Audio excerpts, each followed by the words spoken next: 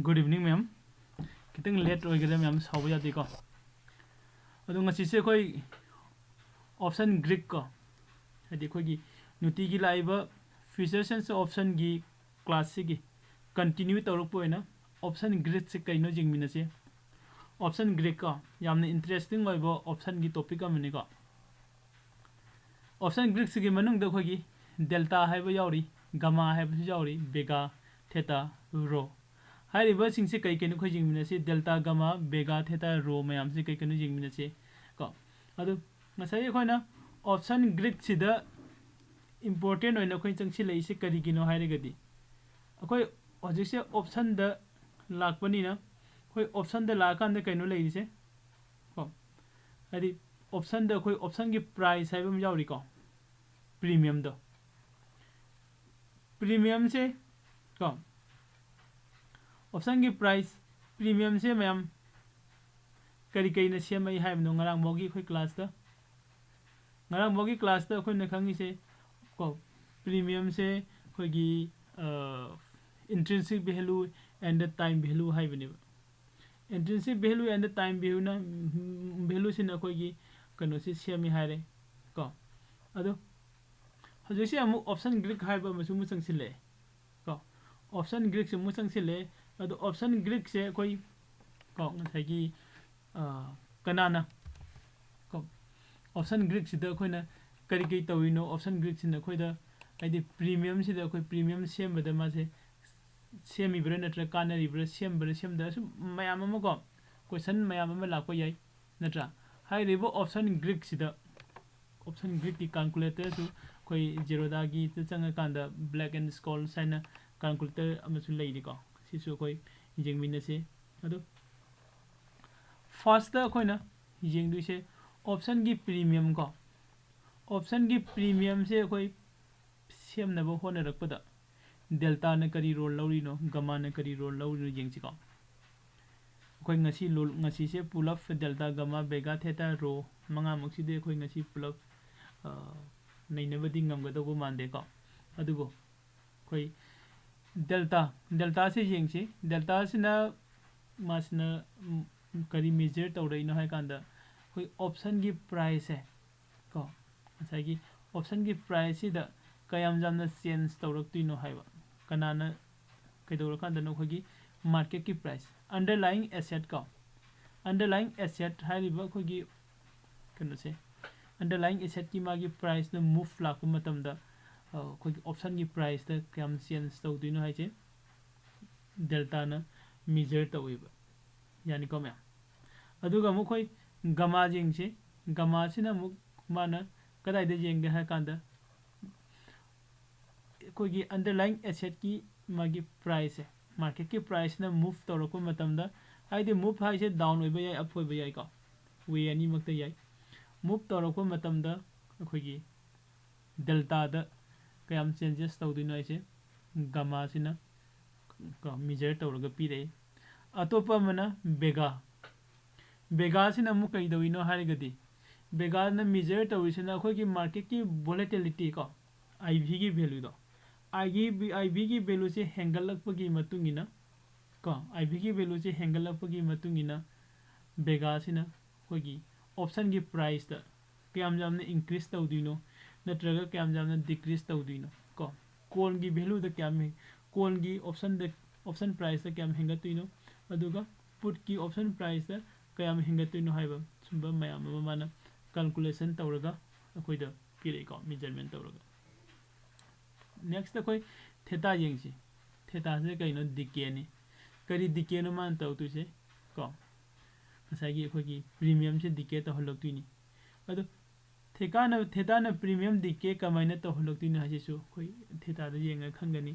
theta se main oina khoi gi time gi value ni ko expiry option da khoi ni expiry haiba ma leibani na expiry gi day numit se sisi da khoi gi ko hadi expiry gi day sin naksil aga khoi gi time gi value se hadi expiry oiba matam sin naksil lakpani na sa option gi premium si semak matam da ngarang gi khoi ni intrinsic value and the time value gi ko intrinsic value and the time value gi nainaba matam da to time gi value da 0 sum taraga expiry ओइबे निमित्ता मागी खोगी option की price 0 चटखिबदो को अदुदा ngसागी time value highway म जावइसे कइनो हाइदि theta ने theta ने major तोइबे time की value से को अदु थेटा सिना खोगी मागी प्रीमियम से डिके तोबगी अदुगी मेजर तोइ को क्याम डिके तोदिनो को रो सिसु ngसागी स्टॉक की प्राइस की मूव सिगी मतुंगिना को मागी ऑप्शन की प्राइस द क्याम चेंज तोदिनो हाइबे सुमसी येंगे को कदाइदगी न माने डिपेंड तोइसिना खोगी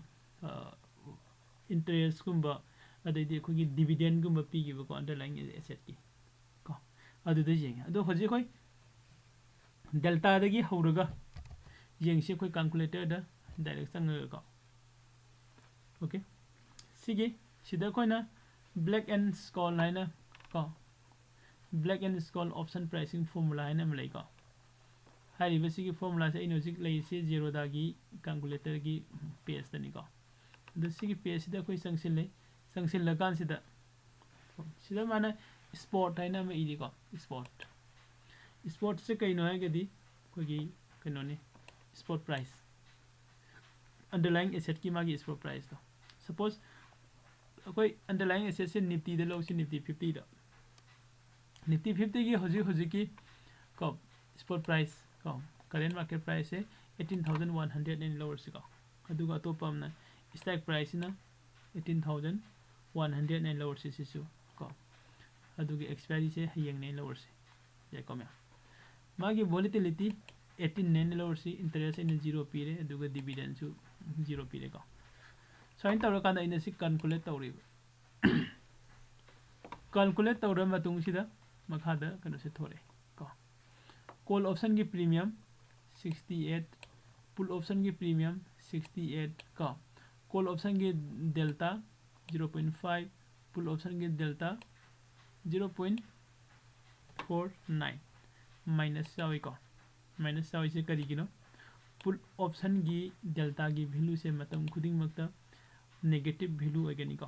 अदुगा कॉल ऑप्शन की डेल्टा की वैल्यू मतम खुदिंग मक्ता पॉजिटिव वैल्यू होगनी को अतोपा मना ऑप्शन गमा हाइबा म यावरे सिदा को ngसागी खोइना सिदा लेरिसे डेल्टा गमा खोइना डेल्टा खंगे हाइरगदी फर्स्ट गमा हन खंगबु दका होय करिगिनो हाइरगदी डेल्टा की वैल्यू से कयाम जामने इंक्रीज तौदिनो हाइबदो गमा सिना को मेजर तौरगा पीरे with respect to market की मूव को आइगी अंडरलाइंग एसेट की मूवमेंट दुगी मतुंगिना डेल्टा द वैल्यू क्याम चेंजेस तौदिनो हाइसे गमा सिना मेजर तौरगा डेल्टा द पिसिले अदुगा मु डेल्टा सिना हाइरिबा मागी वैल्यू से लौरगा मार्केट की मूव तौरइबा पॉइंट सिंग दुगा तौरगा द मागी प्रीमियम से हाइदि स्टॉक प्राइस मागी प्रीमियम से सी ओइगनी हाइसे पिसिले याइको ओके अदुदि सिगी गमा की वैल्यू से कमाइन तो यंगसिको गमा की वैल्यू से हजी अइने एट द मनी द लाइरिंग द गमा की वैल्यू से 0.0023 ओइ नत्रा अदो इसिद इन द मनी द संगे इन द मनी द संगसिल कांदा गमा की वैल्यू क्या होगे ये 0.002 मसाइ दे 3 जारमी को हजी 002 ओइगने ओके आउट द मनी द मुसलक्सी मसाइ कोई एट द मनी से 18100 त इने एट द मनी ओइगी को स्पॉट प्राइस से मानना बसिदा 23 ni of the money the laksi here 200 or khallasi calculate ko 20 mo have the means gama gi value se matam khuding makta ko khogi at the money se sidana sauna lai aduga in the money rom na jangsin garaga su out the money rom na thokraga su magi value se sum handagi ko suppose sida je 200 to 20 ni ai sida 300 mo hange kya oi being ko 300 1 2 agare na tra 300 तक हम 400 चखरे खलसी out the money the को 005 होइगरे 0005 को okay अदुदि सिदगी coin खंगे गमा की value से eight the money the न ख्वाइदे चाउन लै अदुगा आउट द मनी रोम द थोखरगा सु पिक्सल ए इन द मनी रोम द लागा सु पिक्सल ए को अदुगा तोप मन गमा की वैल्यू से मादी कांस्टेंट ने को प्री डिफाइन ने हाइबा मागी stock price at the money द सी सुमाइन ओइगनी आउट द मनी द सुमाइन ओइगन हेन सेमगा हाना प्री डिफाइन तौरगा थमगरेबा कनादा डिपेंड तौरगा नंगी अंडरलाइंग एसेट टू डिपेंड तौरगा को underlying asset से index होइबा जाय stock होइबा जाय यानी को मैम stock होइगेरा नंगी index होइगेरा ओइदिबा कनो दुगी मतुंगिना सिगी gamma gi value से सुमाइनो होइबा जाय हाइना मोइना सेमगा थमगरेबा हाना ओके फरेदे दि हजे कोइ gamma gi value से खंगे gamma gi value से खंगगदी delta gi value से कमाइनो मु लाइनो जेंगसे को delta gi value ओके हजिक से कोई सिदा कोई गी स्पॉट प्राइस सिना एट द मनी को आई स्ट्राइक प्राइस आइने स्पॉट प्राइस से सिदा 100 ओइरिंगै मतमदा आइने स्ट्राइक प्राइस 18100 त लौरे खलसी अदो हजिक 100 तगी 200 त हेंगत खरेब को केनो से मार्केट प्राइस से हेंगत खरे खलसी को सी मतम सिदा आइगी कॉल ऑप्शन की प्रीमियम पुट ऑप्शन की प्रीमियम क्या क्या ओइदुन यंगसिब को आई कैलकुलेट तौरे कैलकुलेट तौरे जे कान द कॉल ऑप्शन द 129 जो करे पुट ऑप्शन द 29 द हंदे करे को डेल्टा की कॉल ऑप्शन डेल्टा की वैल्यू 0.7 दे लेगरे पुट ऑप्शन डेल्टा की वैल्यू माइनस 0.278 दे लेगरे गमा की वैल्यू 0.002 दे लाखरे कगिनो कंद मासे इन द मनी दे लेगरे बो हजि एट द मनी ओइदरे याइको ओके सिदा कैनमता जेंगजी हजि मूव चखैसि काय दैनो 100 पॉइंट्स मूव चखिबनि को 100 पॉइंट्स मूव अदुदि 100 पॉइंट्स से माना मूव चखिबनि 0.2 हिंगले तो 0.2 से कैनो मसागी अखोगी मार्केट की मूव तो 100 पॉइंट मूव चखिबे मतम सिदा आइगे सिगी कैनो से 0.002 gamma की वैल्यू 0.002 से सीसीगा 100 पॉइंट से इनटू तरोका अंदर आएगी 0.02 फंगे gamma की वैल्यू से सीगे gamma की वैल्यू 0.2 फंगइबा gamma की वैल्यू से कदाइदे ऐड तौदुना कांदा हाना लैरम सिगी डेल्टा की वैल्यू दो अदुदा प्लस तौरक्तुनि हाना डेल्टा की वैल्यू से क्या लैरम की जिंगसिको मासे हाइदी 100 लै लैरिङै मतम एट द मनी ओरिङै दको हाने डेल्टा की वैल्यू से लैरमी से 0.5 ने को अदुगो हजिक सिसिना कैगो सिसिना खोगी मार्केट से अप चखरे को 200 त 100 तगे 200 त अप चख कांदा 7 ओरे कदाइ दैना 2 में हेंगलै से कसाइगी सोमदगी गमाना पिरकपा वैल्यू दुनी यानी को मैं गमाना पिरकपा वैल्यू दुने मासे सी ओरे अदैदि सी मै लक्सिन के को अदो नसाइ सिदा 100 हाइदि मार्केट की प्राइस से 100 ओरिङै द आइगी स्ट्राइक प्राइस ना एट द मनी ओरिङै मतम द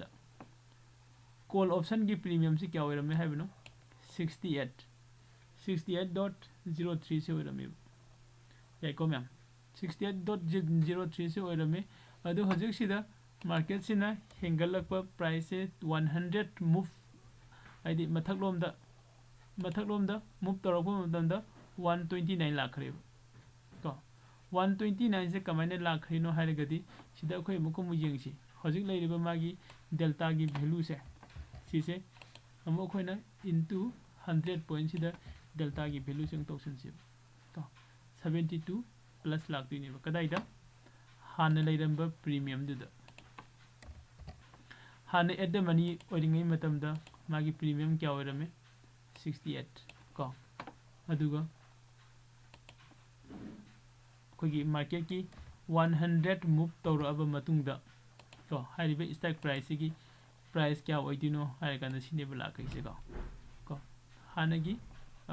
कनो से क्या नो खने येंगिबदो 68 ला 78 ला 68 नि को अदुदि सिदा प्लस 68 तौसिलोब 68 को 140 मुताई को ओके सिदाने क्या नो छोटा विषय स्लाइटली डिफरेंट लाख जाए को 120 को सुमाइना खितंग खेनर पाई हाइदि मूव तौरे इदुदि करिनो दि खोइना आइडिया दुदि फजन खंगसे फर्स्ट मार्केट ना मूव चल तौरेबा पॉइंट दुगी मतुंगिना को गमाना मागी डेल्टा की वैल्यू से क्या ओइदुना है से calculation tawraga pire yai ko adugi matungda amuk delta sina market na move tawraiba points to gi matungina ko measure tawrakanda call option gi premium kya oigino pirakpani call option gi kano sina delta sina okay sina column da move chakhibaini uptrend lakpa matam da call gi premium di hengale khoi khange put ki premium di 100 ko natra karigino haigadi masagi sisida koina gamma gi value hengala idugi matungina kano si jengsi ko amukamo gamma gi value se hengalapagi matungina koina sida calculation masa amazing amse fast ko sida koina se delta jengsi ko delta sida koina jengbu yai se nifty gi spot price se 14,800 and khalase example noina ko aduga stock price na 14,900 and khalase ce da ko haidi kitang order money kitang oire natra adu option se slightly OTM oire detail aduga magi delta gi value se ko example gi oina 0.25 ne lower se kana gi no sigi stock price se 14,900 haribu stock price hai sigi magi delta gi value se 0.25 sina ne lower se ko aduga magi premium sina 20 ne khala se haibidi means market ki price na 14,800 oringai da sigi stock price da isi entry tawre ne lower se market da ko aduga agi delta gi value sina 0.25 ne haina suppose tawsila se aduga premium na 20 rupees ne khala se ye ko mya haibidi sigi case sida akoine jengdu se kaino haigadi ko market se spot price ki market se 14,800 orambadagi 14,900 ta chakhare khalase haidi 100 points move up tawgare khalase ko adudi 100% 100 points se move up tawra agadi masagi sida 14,900 lore aduga stock price 14,900 oirambase hanadi market ki price 14,800 oringai dadi sise koine kari orame out the money orame deko hojiti sise 14,900 lagadi mase out the money oigadra at the money oigadra me at the money orani ko at the money ore means magi delta gi value sisu hengala ne ko just hujiki changes to the nangi underlying asset ki changes se kya no lai se 100 points se change lai haide hanana 14,800 orambadagi 14,900 ta change sarku matam da 100 points se move lai ko adudi delta gi value se koi sida okay no se kitang khak soi ba mu yaure ko agi se ai atopa file am open tawrke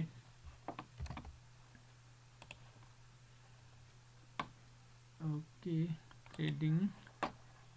classes kadai dana in thammi se sidara break okay sila agi stock price irambado sum soi lai nungai tre ko me spot price 16,500 ne lawre stock price na 16,550 ne lawre OTM ne khitang chatle ko option types ne C ne lawre premium se ne 40 ne lawre se kanagi premium no agi stock price 16,550 sigi ko aduga sigi magi kano se khoi magi delta gi value se 0.37 ne lawre se ko 16,550 sigi aduga gamma gi value sina just example noina 0.0025 ne lower se ko aini entry tawise kadai dano sigi stock price dane 16,550 da premium kaya dano 40 rupees da ko market se uptrend lai market se uptrend la kanda agi hanagi spot price se 500 orambadagi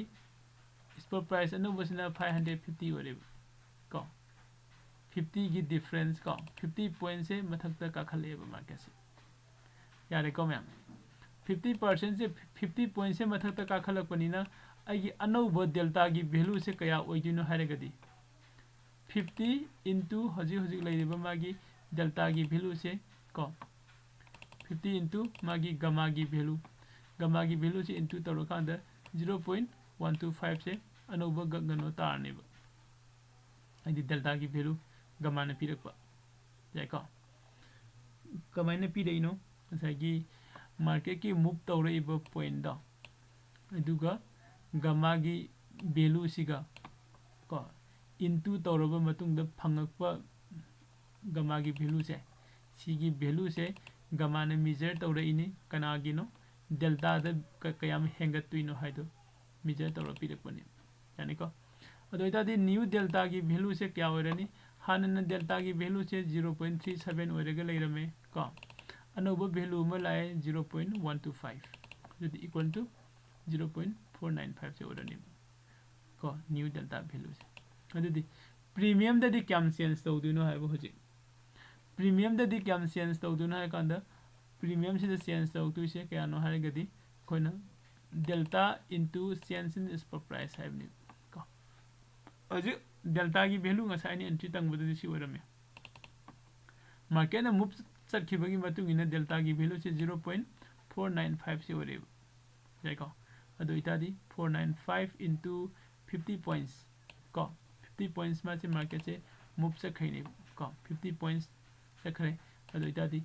नंगी premium दे लाक्तिबा changes क्या होदे 24.75 से नंगी premium दे change लाकनि को अदो इतादि हानगी premium कयानो 40 निबा हानगी premium से 40 नि plus 24.75 में लागदी 64.75 को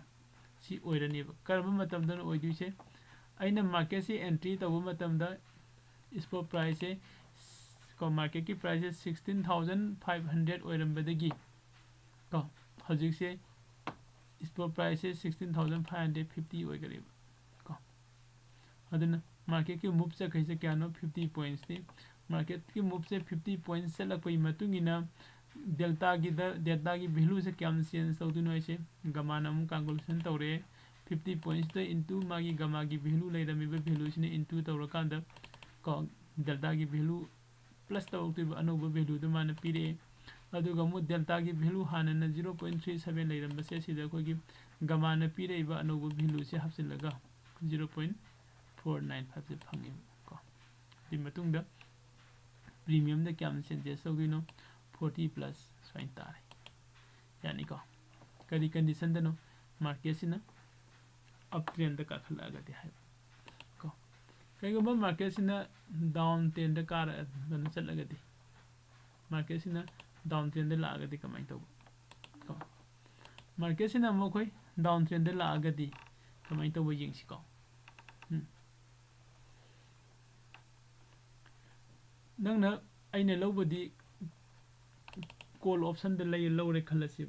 मार्केट से डाउन ट्रेंड द लाए को ngसाइगी सेम कनो द यंगसि को निफ्टी की स्पॉट प्राइस से ngसाइने लौब मतमदा 15,500 ते लौरे स्ट्राइक प्राइस ना 15,550 दे लौरे ऑप्शन टाइम ने सी ने प्रीमियम ने सिनि ngसाइगी सेम द अदुम यंगसि को सी द मार्केट से को 16,500 ओरमबदगी 16,450 द हंदगरे खलसि हाइदी माइनस 50 पॉइंट डाउन चखरेब मार्केट से साइ मतम सिदा गमाना खोगी डेल्टा द चेंजेस क्या पिरक्तुनो यिंगसिको गमा सिना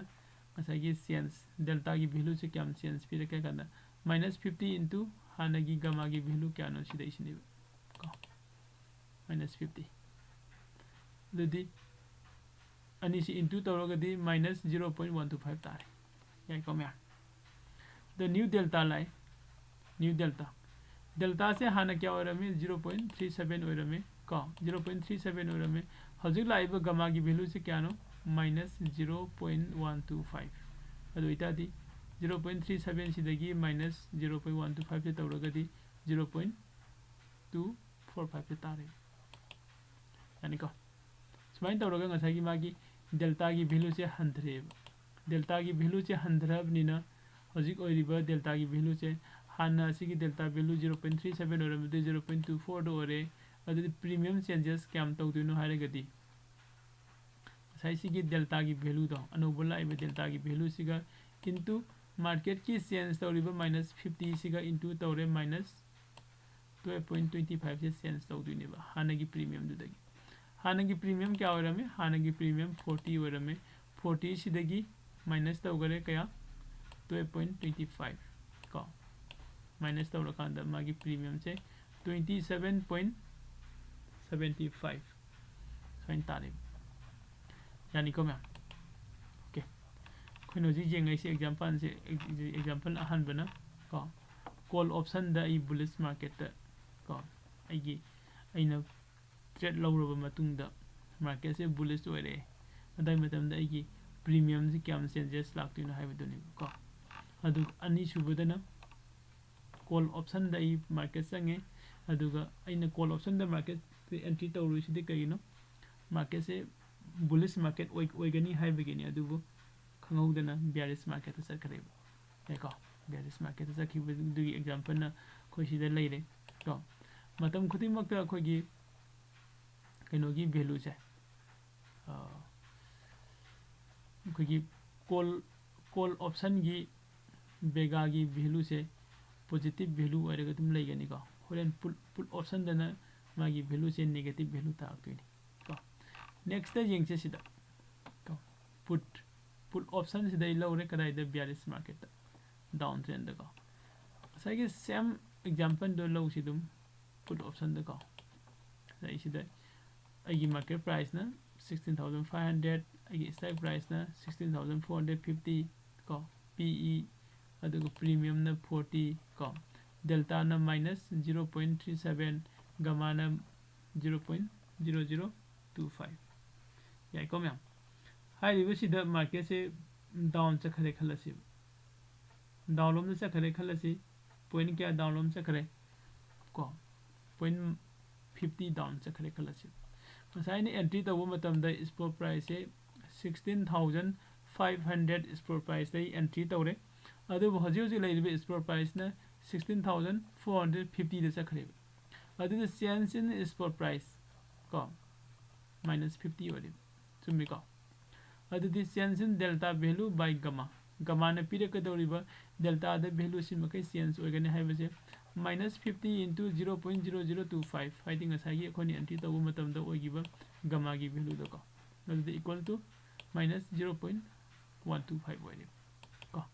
अदु सिदा खोना डेल्टा की वैल्यू दी पुल ऑप्शन की ओइना दी मतम खुदि मकदा माइनस वैल्यू दे लाइगने हाइबनिना को होजिक सिदा माइनस अमसु लाए को अदुदी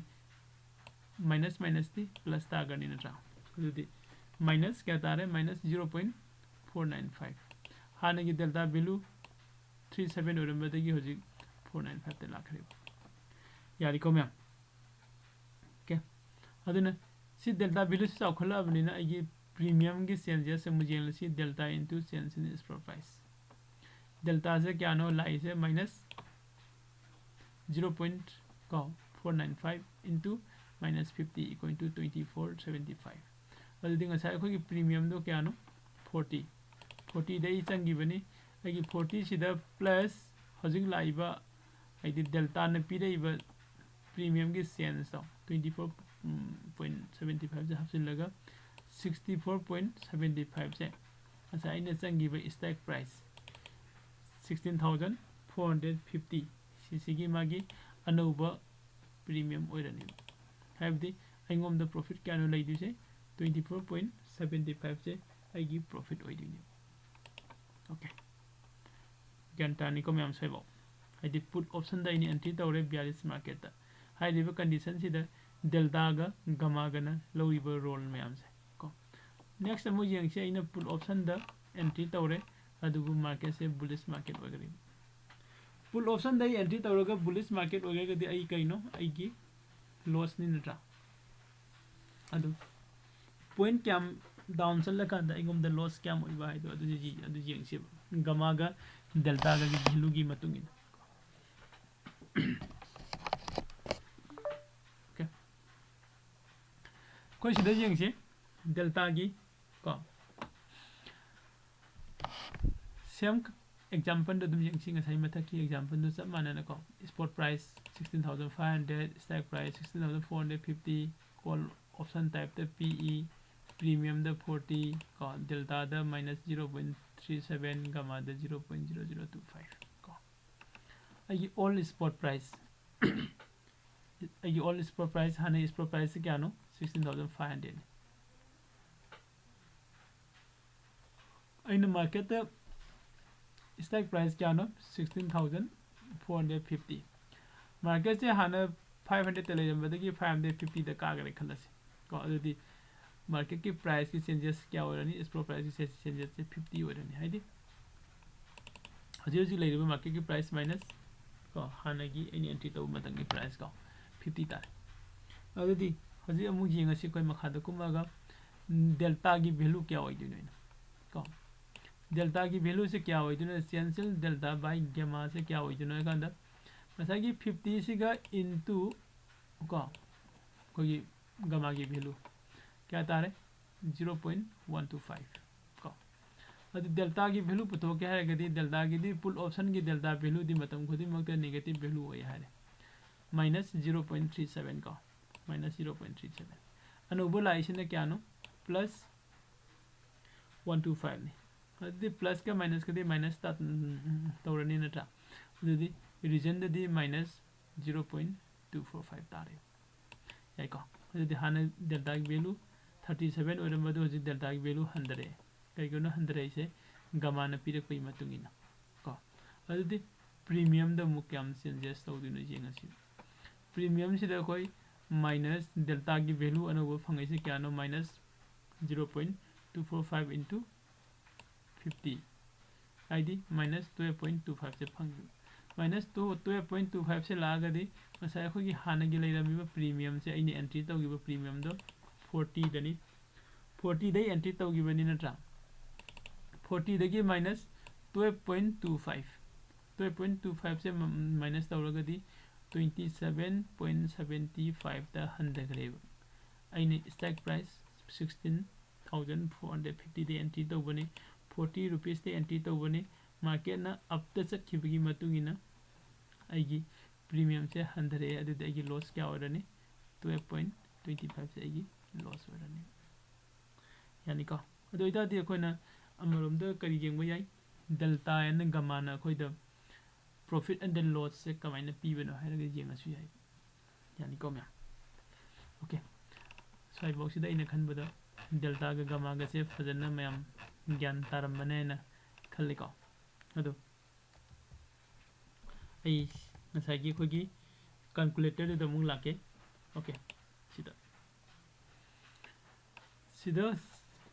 सिने पूरा खोगी लाइव को कैलकुलेटर हाइसु यारे जे इन येंगम बतुने एक्सेल गी करिगी ई गे सेम ngakतनी को ओके हजे से आई पुट ऑप्शन गी येंगचे पुट ऑप्शन सिदा इना सिदा लवरे खलासियो spot price 18,100 strike price 18,100 at the money दैना लौरे को सिदैना लौब मतम सिदा आइगी पुट ऑप्शन की प्रीमियम से 68 रुपीस 03 नि को अदुगा आइगी पुट ऑप्शन की डेल्टा की वैल्यू 0.498 नि पुट ऑप्शन की कोई ऑप्शन की गमाना सिसिनि को अदो मार्केट से आइना पामी से कइनो पुट ऑप्शन हागदी डाउन सेट पने को 18,100 ओरम्बसी 18,000 दा हंदगरेब हंदगिबा मतमदा सिगी वैल्यू और सिगी वैल्यू से नोटिस तौसिको मैम सिदा 0.7 दे लाखरे अदुगा सिदना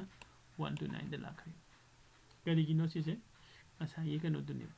मार्केट से डाउन तौर तो क्या नो 100 पॉइंट्स ने 100 पॉइंट्स से मार्केट से डाउन तौरे को 100 पॉइंट से मार्केट डाउन तौरको मतमदा मागी गमागी वैल्यू सिगा 100 पॉइंट दुगा इनटू तौरब मतुंगदा फंगा इबा वैल्यू दो डेल्टा की हाना सिदा लेरंबा 0.5 तो द प्लस तौसिलको यानी का प्लस तौसिले अदुदि सिदा अमुक सि लेरे सि लेरिंगै दुदा सिगी मसिंग सिगा नसागी अनि सिगी चेंजेस दो माइनस 100 निबा डाउन सकैसे नत्रा माइनस 100 डाउन सकिबनि सिगी माइनस 0.72 सिगी इनटू तौरा कांदा को खरा फंगे को 80 पॉइंट खरा फंगे हाइरिबा पॉइंट दो सिगी प्रीमियम सिदा प्लस तौसिलपनि हाइदि हाइरिबा पॉइंट दो आइगी प्रॉफिट ओइगदोइनि हाइबनि याम समना हाइरगदि को आइदि ngसाइगी आइना सिदा 100 ओइरिङैदा एंट्री तौब मतमदा आइनि एंट्री तौगैदो 68 नि 68 rupees पीरगा अने लेगिबदो को 68 rupees पीरगा अने लेगिबदो हजिसे मार्केट से डाउन लोम दा हाइद्रा को द पुल ऑप्शन निना 129 जौरे को ददी 68 rupees अने लगिबदो मार्केट से डाउन लाको मतम दा को 100 points डाउन सत मतम दा आई स्ट्राइक प्राइस की मतुंगिना अइगोम द प्रॉफिट क्याम फंगदिनो हाइदो डेल्टा गा गमा गना कैलकुलेशन तौरगा सु अइगोन पीरे को ओके सिखत नते को मैम सिखत नते अतोपसु लेरी सिदा volatility हाइबम लेरी आईवी की वैल्यू आईवी की वैल्यू सिना 1% इंक्रीज तौब मतमदा मागी मखादा सिदा आईवी की पीरी को सिना कोई हयेंग येंगसी बेगा की वैल्यू को 1% इंक्रीज तौब मतमदा बेगा की सिगी लेरिबा वैल्यू से वैल्यू अमा हाइदी यूनिट अमा सि प्लस तौसिनगनी को ओके येंगसी को 20 ga 9.25 ने को सिदा बेग volatility की मागी परसेंटेज अइना अमा इंक्रीज तौखले 118 ओरमदगी 19 ओरेबो को कैलकुलेट तौसी को 3 नि 29 ने को 32 जौगी नत्रा सिदासु 32 जौगी को हाइदी मागी volatility से हेंगलक मतुंगिना प्रीमियम दा कॉल ऑप्शन दसु पुट ऑप्शन दसु मागी यूनिट अमम इंक्रीज तौबने हाय यानी को अदो बेगा की वैल्यू से कमाइन तौबनो बेगा की वैल्यू से एट द मनी दना क्याम लेबनो बेगा की वैल्यू से इन द मनी दना चाउबरा पिकपरा आउट द मनी दना चाउदुइरा इन द मनी दना चाउदुइरा सुबह क्वेश्चन मैम अमल लेरी को हाइरिसिंग से कोई हयेंग तौमिनरसे अदुगा हौजिकी ओइनादी अखोय कनोदा अखोयगी गूगल मीट आई लिंक शेयर तौजरके ma'am Google Meet ngahaktang pungkhai muktang punse ko ngasai morning class kisu hojiki evening class kisu aduga hayengi market kisu analysis tauminase question jare ma'am